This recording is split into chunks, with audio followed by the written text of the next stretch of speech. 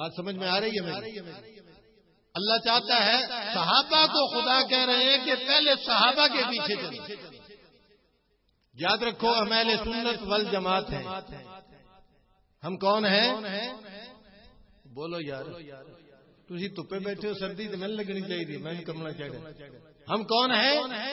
اہل سنت والجماعت ہیں. اور اہل سنت والجماعت کا معنی اگر سمجھ لیا جائے تو انسان بدعتی نہیں ہو سکتا. اہل سنت پیغمبر کی سنت والے, والجماعت اور جماعت صحابہ جو 23 سال میں محنت کر کے محمد کریم صلی اللہ علیہ وسلم نے تیار کی, اس کا قول و فعل دیکھنے والے. دین کے اندر صحابہ معیار ہیں, معیار حق ہے. اور بالخصوص جب صحابہ میں اجماع ہو جائے, ایک بات پر صحابہ کسی بات کے کرنے یا نہ کرنے پر, مصیبت یہ ہے کہ ہماری قوم یہ سمجھتی ہے کہ صحابہ کر لے تو وہ تو اجماع ہو گیا. بھئی یہ بھی اجماع ہے کہ ایک چیز کو تمام صحابہ نہ کرے, ایک چیز کو تمام صحابہ نہ کرے کسی کام کو, تو وہ دین نہیں ہے, وہ دین نہیں ہے. اس لیے میرا بھائی, دین وہی ہے جو صحابہ کرام رضوان اللہ تعالی علیہ مجمعین کو رسول اللہ صلی اللہ علیہ وسلم نے دیا. اجتہادی مسائل یہ تفصیلی بات ہو جائے گی, وہ بدعت کے زمرے میں نہیں ہے. میں توجہ کا طلبگار ہوں.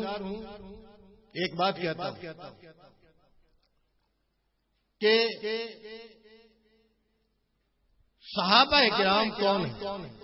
ایک جملہ میں کہا کرتا ہوں, جو ساتھی مجھے جانتے ہیں ان کو یاد ہوگا کہ سب سے بہتر دین اس ہستی نے سمجھا جس پر اترا. کس نے سمجھا؟ اونچی بولیں, کس نے سمجھا تاکہ یاد ہو جائے. سب سے بہتر کس نے سمجھا؟ جس پر اترا. اور پھر سب سے بہتر اس نے سمجھا جس کے سامنے اترا. بات غلط ہے کہ ٹھیک ہے؟ جو کام اس دور میں دین نہیں, وہ آج دین نہیں ہو سکتا. یہ بات یاد رکھیں.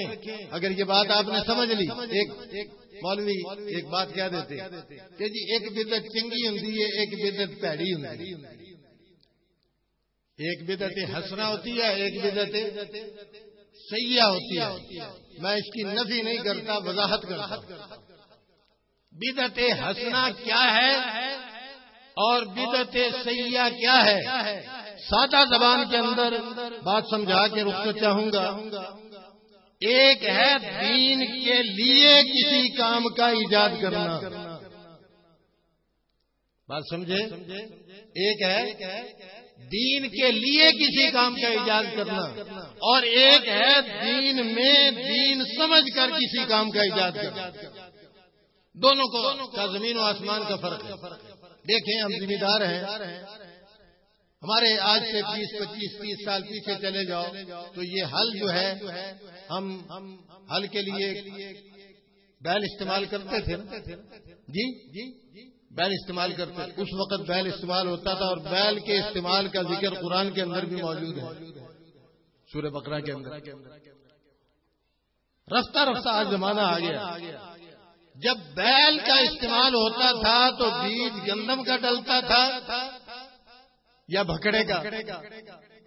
جی چنے بوئے جاتے تھے یا کانٹے؟ جی چنے جو بوئے جاتے تھے یا جودری جو.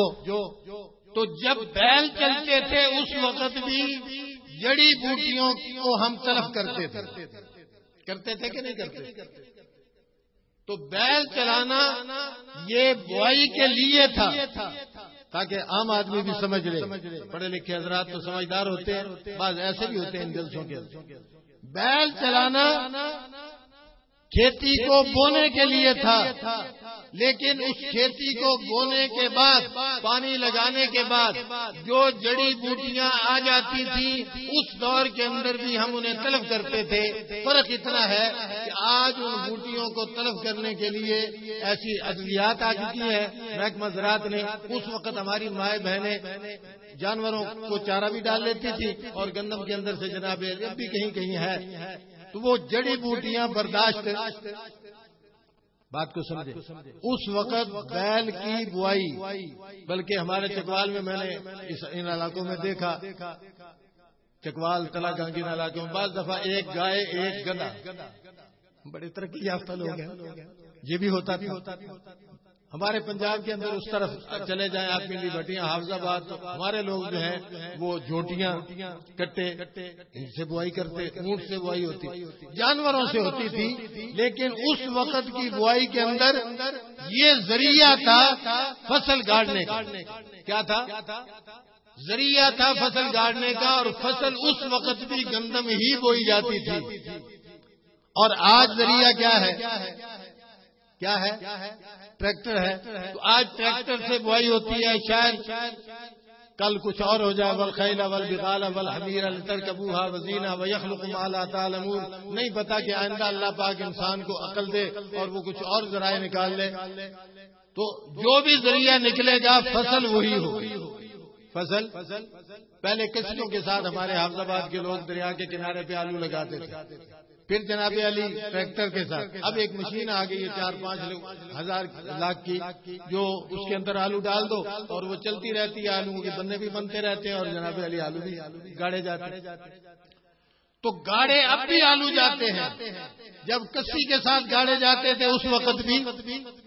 اب اگر آپ نے سمجھ لیا, میں نے آسان زبان میں سمجھانے کی کوشش کی ہے, اللہ سمجھ کی توفیق عطا فرمائے, کہ جو اصل تھی وہ اسی طرح رہی اور اس کے ذرائع بدلے. اونٹ لایا گیا, بیل لایا گیا, ڈھکے لائے گئے, کٹے لائے گئے, گدھے لائے گئے, آج ٹریکٹر آ گئے اور مشینری آ گئی, کل کچھ اور آئے گی. لیکن گندم ہی رہے گی, بوائی اسی کی ہوگی, باجرے کی بوائی ہوگی, مکی کی ہوگی, جوار کی ہوگی, فصل اسی طرح رہے گی. اور جو جڑی بوٹی درمیان میں آئے گی اس وقت بھی تلف کی جاتی تھی, آج بھی تلف کی جاتی ہے. اسی طرح ایک بات کو اور سمجھیں, جو حضرات حاجی بیٹھے ہیں ذرا ہاتھ اٹھائیں. ماشاءاللہ بھئی, آپ حضرات نے حج کیا ہے, وہاں بیت اللہ کے چکر کتنے لگائے ہیں؟ جی 7. جزاکم اللہ. اور آج سے 50 سال پہلے جو بحری جہاز پر گئے تھے, وہ اگر کوئی ہو اس سے پوچھیں اس نے کتنے چکر لگائے تھے. جی دیکھیں, حج اور ارکان حج وہ اسی طرح رہے. چکر نبی کے دور سے آج تک, کیونکہ یہ چکر لگانا دین تھا, چکر لگانا دین تھا. اور یہ جناب علی سواری پہ جانا یہ ذریعہ دین. کیا تھا؟ بات کو یہی سمجھائیں, یہ کیا تھا؟ ذریعہ دین تھا. ذریعہ دین پہلے بیل تھے, بیل گاڑیاں تھیں, پھر جناب بحری جہاز تھا, کشتیاں تھیں, آج ہوائی جہاز ہے. ایک آدمی 8 کو وہاں جا کر اترے, مناسک حج طے کرے, 10 کو واپس آ جائے 3 دن کے اندر. اس وقت کئی مہینے لگ جاتے تھے. لیکن اس وقت بھی بیت اللہ کے چکر کتنے تھے؟ 7. اور آج بھی کتنے ہیں؟ صفا مروہ کی دوڑ کتنی تھی؟ بھئی ترقی یافتہ دور کے اندر صفا مروہ کی دوڑ بڑھ گئی. کتنے چکر؟ 7. اس وقت بھی حج کی تاریخ 9 تھی اور آج بھی حج کی تاریخ 9 ہے. دین جتنا ہے اتنا ہی رہے گا.